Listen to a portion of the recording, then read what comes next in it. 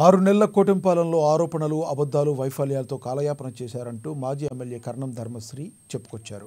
బియ్యం అక్రమ రవాణా విషయంలో చర్యలు తీసుకోలేదంటూ మండిపడ్డారు. కూటమి పెద్దల కనుసన్నల్లోనే బియ్యం అక్రమ రవాణా చేస్తున్నారంటూ ఆయన ఫైర్ అయ్యారు.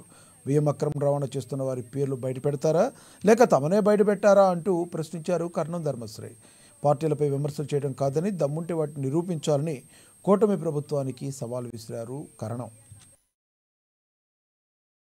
ఇతర దేశాలకు పంపిస్తున్నటువంటి ఈ కార్గోని కస్టమ్స్ హౌస్ బ్రోకర్ సంస్థలన్నీ అనుమతులు తీసుకొని అక్కడ ఈ కస్టమ్స్ నుంచి క్లియరెన్స్ వచ్చిన తర్వాత సిపిఎస్లు తీసుకొస్తాయి. అవన్నీ కూడా సిపిఎస్లు తీసుకొచ్చిన తర్వాత ఎక్కడైతే వేర్ హౌసింగ్స్ ఉంటాయో ఆ గోడౌన్లో ఈ బియ్యాన్ని అందరినీ కూడా అక్కడ నిల్వ చేస్తుంటారు.